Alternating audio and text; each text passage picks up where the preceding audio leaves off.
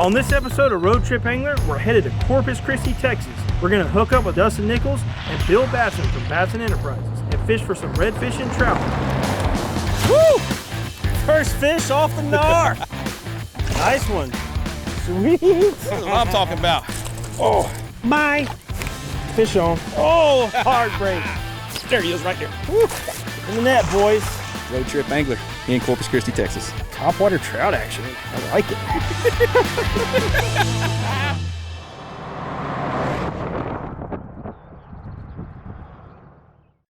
Well, thanks for doing this. First of all, appreciate you taking the time to do that for us. How's everything been going with the feedback you've been hearing about the premiere and how the show's been going? It's been going really well. I've gotten a lot of messages from people that have seen it and just really liked it. Production quality. I mean, I'm assuming you guys have gotten to watch a couple of episodes. Yep. Production quality is really, really good. So I think we have a lot of, we ran GoPros from every angle and cast cams and recorded. So I think feedback's been good. It's getting a lot of airings. So when are you planning on starting to record season 2, or have you already done that? So no, we're talking right now with all the partners. So I'm sure there'll be a meeting with you guys being set up. At ICAST, we spent a lot of time, sitting down and just going over everything with the partners. And the cool thing is, but with season 2, it's pretty neat because they're going to be building a YouTube channel around what I'm doing. So okay. So like there are other things like Epic Trails and Paddle. I think it's Paddle TV. Anyway, they're going to be doing that same format. And we're looking at trying to produce around 52 pieces of content. So every week we would have a new video. Cool.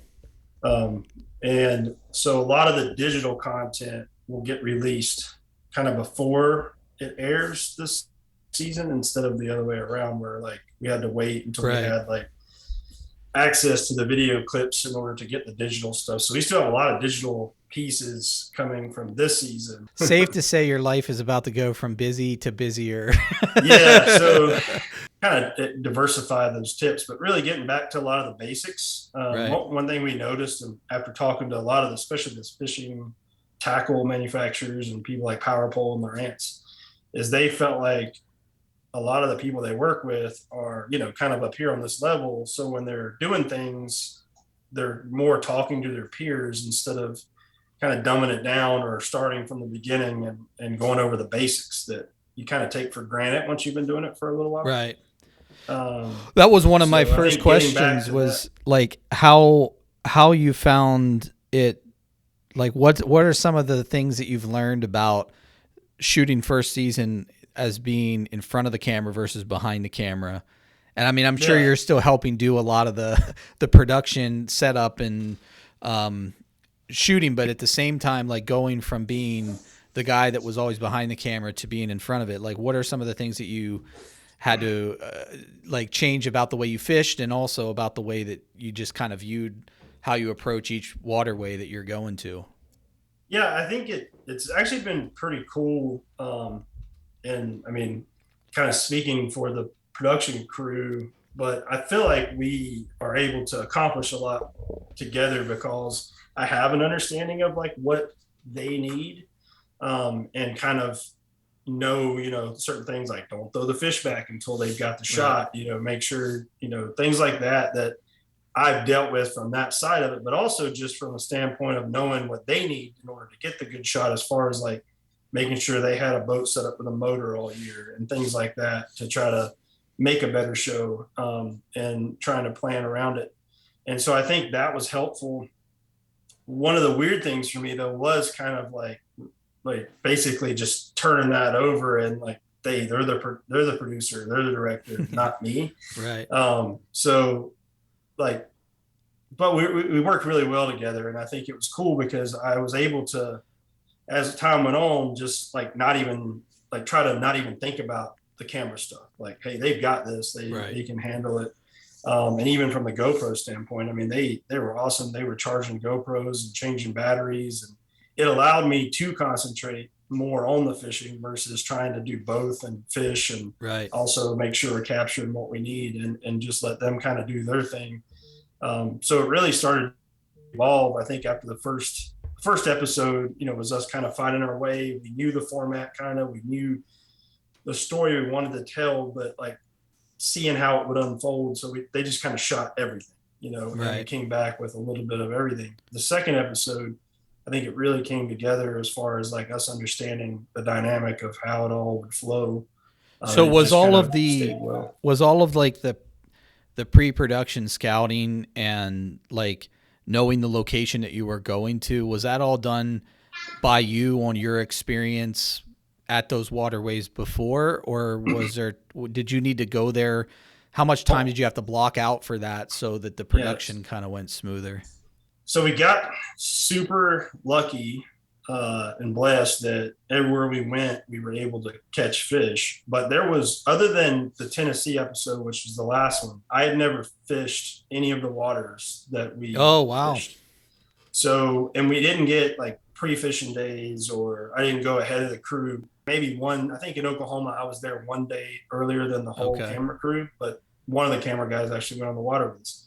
But what we were able to do was kind of, number one, we got to fish with a lot of really good anglers that live there and fish the area, and they did some scouting for us. Texas was one of the harder weather situations, but the guys we fished with, Dustin Nichols and Richard, they live there, kind of know, especially Dustin, he knows the area. So we had him to fall back on, and that was I think the key for me was you have to really just kind of go, okay, even though I'd been to Tennessee, for example, like I haven't been in a long time. So I was asking everybody, and anything they would share, whether they were going to get on the water with us or not, just basically saying, hey, what should I be throwing? What should I be looking for?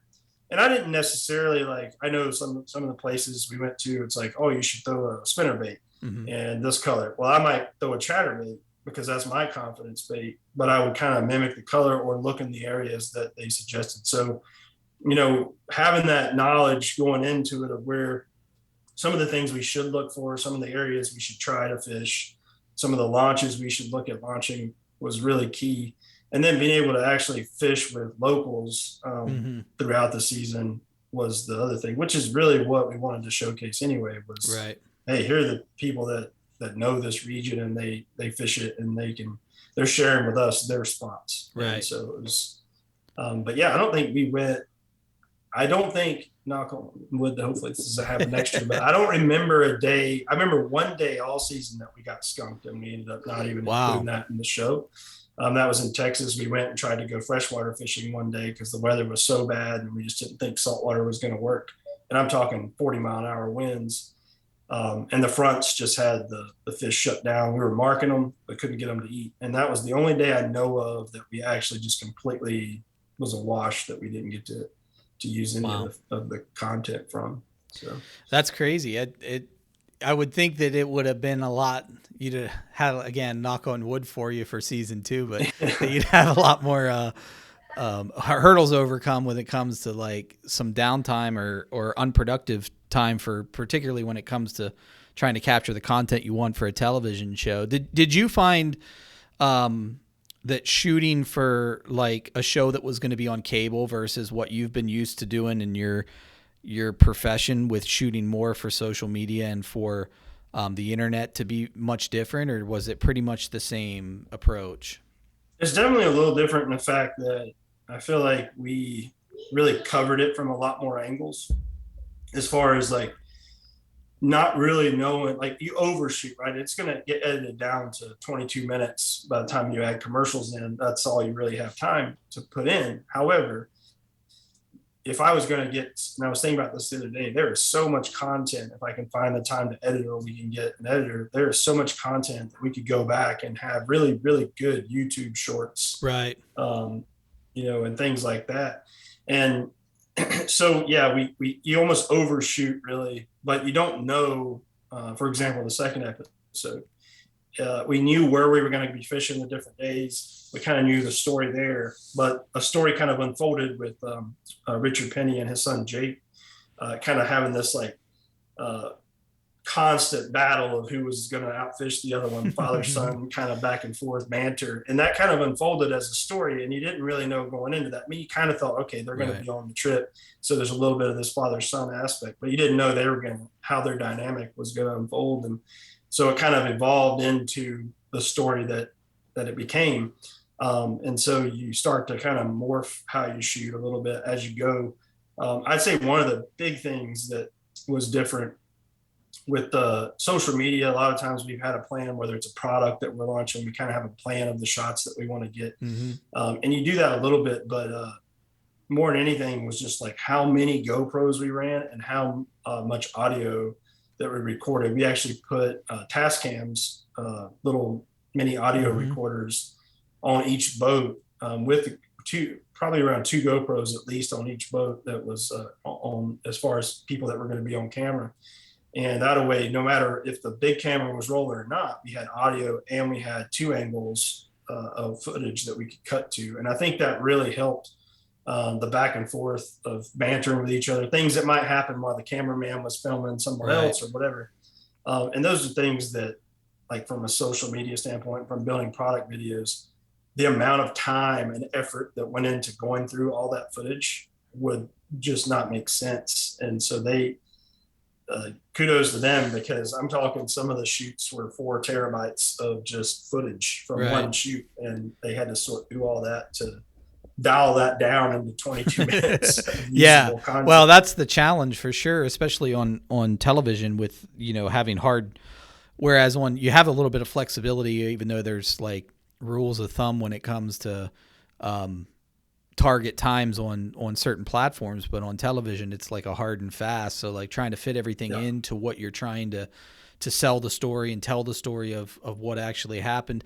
The other thing that I think is really cool that you've mentioned a few times already is just the power of like how advanced the GoPros are now. We actually I bought one to send with Steve before he went fishing this summer, and he took his normal camera and the GoPro, and we have hours and hours of footage that was just shot solely on the GoPro, and just the quality when I was reviewing some of the footage is like so good that it's like you can't tell anymore. I mean, you used to kind of be able to see the difference between like a GoPro fisheye kind of look and coloring scheme, and now like setting those up, like it's like taking still shots from the video. I mean, just the ease and convenience of like just having it with you made it so that like we got way more content off of the boat this year than we normally would because of the convenience of them.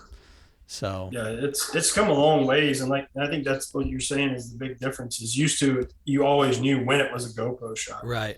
And now you kind of do, just because maybe of the angles and stuff, but it really blends well, and it's so stable now. I have one of the max lens mods on one of my GoPros, and I mean that thing can rock like almost 45 degrees and the horizon stays completely level. It's like having it on a gimbal. So the quality, not just the picture quality, but the quality of not having the shake and not having the sideways angles and stuff like that you used to get, has come so far. And even on the Tennessee shoot, there's actually, I was surprised how well it worked out. I had kind of hiked around a spot with Adam J, who did the intro song for the show. And we were kind of off to the side, and the cameraman, Alex, hadn't made it over there yet. And so I was pretty confident he was about to catch his first smallmouth ever. So I just pulled my cell phone out and hit record, and I was like, this is better than nothing. But the audio and the video was actually what they used in the shoot. Really? And you couldn't tell. I mean, the audio sounded clean, and the video was perfect. I mean, so just knowing that we have those tools to really be able to like maximize the day on the water, I think helped a ton this year. Well, I think also allowing other people to see too that like it's not complicated for you to document your own adventures and your own journey when you're participating in stuff in the outdoors, because between the GoPro and your iPhone or Android, you can pretty much produce quality content, even if it's just for yourself to capture the memories. Like the footage is so good that it's like and the convenience factor.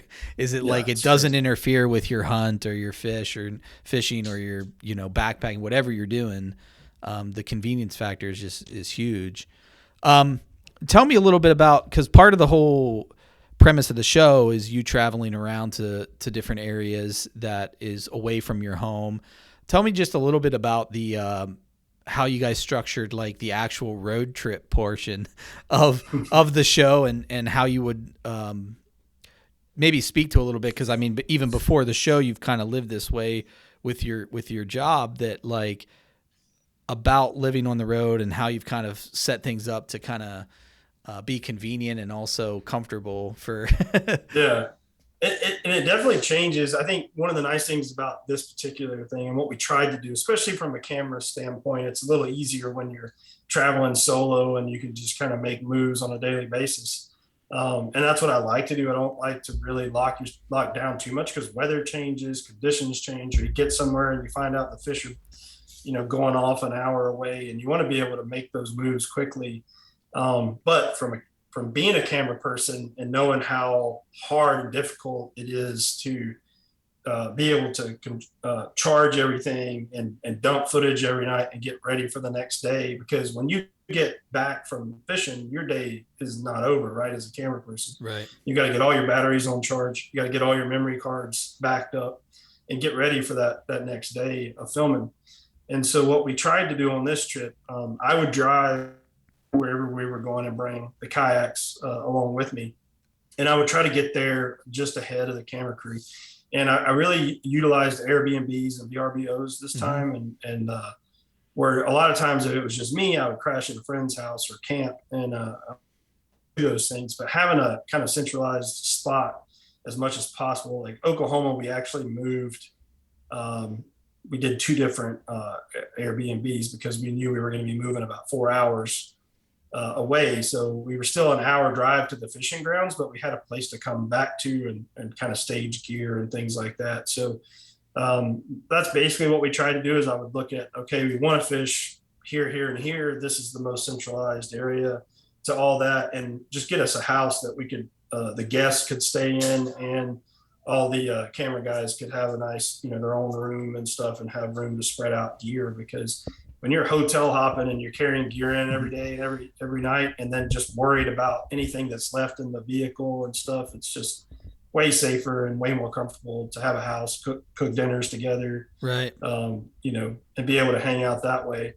I've done it in the past with a motorhome and taking my family, and that's good. It's always been this challenge of, okay, if you do the motorhome, you have a vehicle and you pull a trailer with kayaks, but now your vehicle is 35 feet long. So it's not the most convenient thing to take to the boat ramp. Right. The flip side of that is you can pull a camping trailer and RV, but then you got to know where to put your kayaks. Right. Tent camping works, but it's hard to leave equipment laid out and charge batteries while you're going during the day. And so, it's just a balance of trying to figure out what would work best for the crew that we had coming. And I think this year Airbnbs was kind of the best way to go. And they would fly in, I would drive obviously, and bring all the gear with me. So, and then we did Delaware to Tennessee. We actually drove straight from Delaware to Tennessee and did those back to back. And I think that's more what next season will be like, as far as we will go to a location, spend a couple days, and then literally pack up, camera crew goes along, and we go right to the next one. So it's kind of like you're following along on a digital map of where your guys are heading next. Right. And we're going to announce where we're headed to, so that we can have those events and get people to come out and hang out at the actual shop. So you'll be able to not literally follow along, like, hey, if you want to meet us at the shop or whatever, throughout each stop, and we'll kind of advertise where we're going to be ahead of time. So it'll be a really cool way to interact a little more with the community this time, versus, almost secretly showing up and working with a few people and capture the content. This time we'll be announcing, like, here's the path, here's the stops. We'll be putting banners up throughout the different stores that we're going to be visiting, and places that we're going to visit, to let people know, hey, come out and hang out with us. So that's cool. That'll add a whole different dynamic to being able to follow along with the show almost in like real time. What's your correct me if I got these details wrong, but did you guys premiere a new Jackson Kayak or a new boat at the same time as coinciding with the launch of the show? Yeah, so it wasn't necessarily like planned to work out that way, but essentially we used the show to help take these boats to some of our team and test, and that became kind of an ongoing element to the season. When we went to Texas, it was back in December, and that we were just getting that. Like literally, I went to the factory and picked up the first 4 boats to come out of the factory that we could go and really try out for the first time. I mean, there were 3D printed parts on them and all kinds of stuff. Right. And so it was kind of cool to be able to document that at the same time. Ideally, the boat would have launched in December or January, but it didn't end up coming out till later in the season. So I think when we were in Delaware, actually, the very first shipment of production boats that went out to dealers. So in Delaware, we actually got to meet one of the first people to buy a production that's cool. And so we were on the water and got a text from the shop, and they're like, hey, it's Rudy, the guy's coming to pick up his NAR. And so we got off the water and drove over and met him at the shop. And, that's cool. Helped kind of walk him through the new boat. So it was really cool how it worked out to kind of follow along the process of like us testing the boat. Some of the team members that were with us throughout the season on the show were part of the development team for that boat. So we got to see their first reaction, their first moments in it. And in episode 1, I actually caught the very first fish off of that new model. So very that cool. was a pretty cool moment for sure. Can you just briefly tell us a little bit of the features that's on that new boat and kind of how your experience was fishing it while filming its show? the new boat, the whole kind of idea behind it was to really offer more of an open and riggable platform. A lot of guys are putting motors on their boats now, and they've got dual, down scan, side scan, live technology on their fish finders. And then also just having a better hull shape for bigger water. So bigger lakes where you can get, chopped if the wind picks up, or being able to go offshore. So, and it's pedal drive, and we were relaunching our pedal drive. We redesigned it for this year. It's a belt-driven system now instead of a completely gear-driven system that we had before. So it's much smoother and quieter. So it's kind of all coming together. And we also launched a thing called Tri-Track, which is a 3-sided, has the Yak Attack top loading geometry on all 3 sides, but just really allows you to mount anything anywhere, and you can have multiple things kind of organized in one area without having to take stuff off to put accessories in certain places. And so it was all kind of coming together on that platform. And, like I said, the features are just mostly like being able to really outfit the boat quickly, put what you want, where you want it, and not have to do a lot of thinking and drilling and stuff yourself.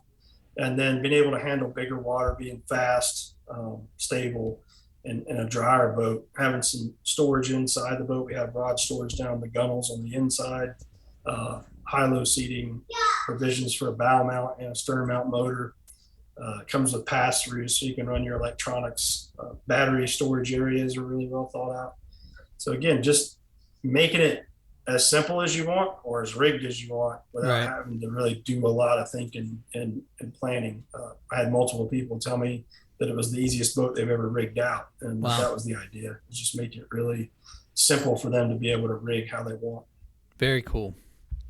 Well, it's exciting too that the timing, I'm sure somebody that's in charge of delivering on projects on schedule might disagree, but the fact it got delayed to the point where you were able to or feature it first, that's pretty cool that the timing worked out that way. But one of the other things I wanted to talk about was just kind of your relationship to food and cooking, as well as to wild seafood and to seafood in general. One of the things that we're always interested in is talking to people who help blend the worlds of sport angling and eating seafood. Can you talk a little bit about your experience with just kind of how you blend those two worlds of like the catch and release world with actually utilizing these wild proteins as a source of sustenance, both on the road and at home. Yeah, so I'm a big proponent of trying to I'm a meat eater. My son he says it all the time. He's 6 and he's like, I'm a meat eater too, Dad, and I've always been a fan of knowing. I grew up on a farm, so I've always been a fan of kind of knowing where, and I think it's important to know where your food's coming from, and know that it's not just coming from a grocery store or whatever. This has got to be farmed, raised, or it's being caught or whatever. And I think knowing that and then making some choices about where you get that protein from is key. And when I can, I like to do it myself, right? Like if I can go hunting and, take a few deer during the year and process them myself, and I know where that meat's coming from, and I had a hand in it, my kids get to kind of see that whole process, and they appreciate, that meal a lot more, I think, than just going to get a hamburger from McDonald's. Sure. And the same thing with fish, when it makes sense. If I'm offshore and get a chance to catch tuna, I'm going to keep and bring those tuna home and take advantage of them. If I'm somewhere where I can catch salmon, I'm going to do that. But the tricky part is you're not always in a situation where you can keep the fish, cold, or I'm traveling, I don't have a cooler, or I don't have a way to vacuum bag and freeze everything. Plus, I don't think all fish are created equal when it comes to being able to take them with you. Some are great right then and there, and some aren't as easy to take. So for example, you guys, has been awesome because I live in North Carolina. Salmon is just not something we can go catch. And the few times I have been able to go to like Alaska, for example, and catch some, we shipped it back, but it doesn't last long, right? You can only keep so many a day, right? So yeah, I think knowing where your food comes from is super important, and just trying to take advantage of sustainable stuff and not, I try to stay away from as much as we can. I mean, obviously we don't have the option of everything, but mass produce and farm stuff as I can, and eat, you get a lot healthier, and you just know what you're putting in your body a lot more when you can either do it yourself or just be really aware of where you're getting your proteins from. So have you always had a passion for cooking and like the actual cooking and food part of it, or is that something that's developed recently, or is that always been a part of your life? It's kind of always been a part, I'd say, since I moved out when I was 18 to go to college. I was used to eating a lot of home cooked stuff. My grandmother would make, again, on a farm, she would cook a big lunch every day with, 3 sides and a meat, kind of thing. Traditional, what you would think as dinner, she would do for lunch, and then you'd eat leftovers for dinner. But I always grew up just eating a lot of good food. I mean, and so I wasn't ready, and of course couldn't afford to go out to eat in college. So I would try to figure out how to cook things. And, it evolved. I think it evolved into grilling at one point. When I was in college, I think I finally picked up a big side box smoker and would start doing briskets and pork butts and stuff like that. And it just has evolved over the years. So do you feel like, cause you feature it a lot with the stuff that we have, but, is smoking now become your preferred way of, cooking? Yeah, I would say it definitely has. Again, like everything else, we were talking about the GoPros and how easy it's become to use these small cameras and capture footage. It's kind of the same thing with cooking. I mean, when I first started doing a lot of smoking, it was a process, right? To get the charcoal lit and get the wood soaked so that it wouldn't burn too fast. And all day you would be manning the smoker, and you're not going to fire it up to do a cheeseburger, right? Like you're firing it up to do a brisket. So you had that, and then you might have a gas grill or a regular charcoal grill. But nowadays with the pellet smokers that are available, and I'll be honest, when they first came out, the Traegers and stuff like that, I was very skeptical because it had an extension cord that you plugged in. And I'm like, I don't understand how you use electricity. But once it was like, hey, this is a real fire. You're just maintaining that fire with a fan and an auger and that kind of thing. I was like, man, this is actually pretty cool. So it really changed a lot for me because now I could smoke and grill kind of at the same time. Yeah. And still get that flavor really in everything. But also, you could set it and go on about your day. And where normally I would reserve smoking something for 10, 12 hours for a week process, now I could work and set it and just, check on it at lunchtime kind of thing. And so it definitely changed that, and it opened up between that and doing a lot more hunting and trying to get and process my own meats and stuff. I think it really just opened up how we actually consume meat and stuff in our house here. It's funny you say that because we recently we got a Traeger for a company Traeger. Shout out Renco Hardware for providing it to us. But Steve was very skeptical of trying it because he has a homemade smoker that he built by hand outside of his house. But the first time we used it, the convenience and the ease of it, he just looked and kind of smiled, and he's like, "I see why people like these." There's just the convenience and just the everything's like precisely controlled scientifically. It's like it takes any of the risk out of it. It does, and but then you get to have a little bit more fun with the recipes and stuff, because you're not having to dwell on that. And so I think I have 4 Traegers right now in different sizes. And then you think, okay, I got it all covered, but then they keep coming out with like new features. Right. Like, okay, I need that. It really has expanded, and they have a lot of recipes on their website as well, but it's been fun. And I'll tell you, social media helps a lot too. Like I follow some of the things that I cooked this year, like with the salmon, for example.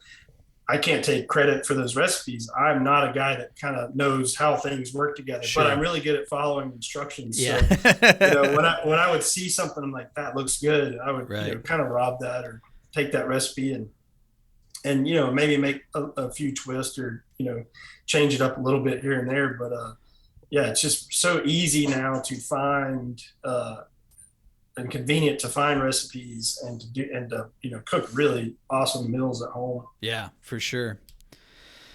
Cool. Well, I think that's about all I've got. So tell everybody what to look out for, where to find you, and how they can keep in touch with what you got going on. Yeah, for sure. You can definitely follow me at Jameson Redding on Instagram and Jameson Redding Fishing on Facebook. The show is Road Trip Angler. It airs under Heliconia Reels on all Bally Sports Networks nationwide. So if you have a local or regional Bally Sports Network, definitely check the airings under Heliconia Reels.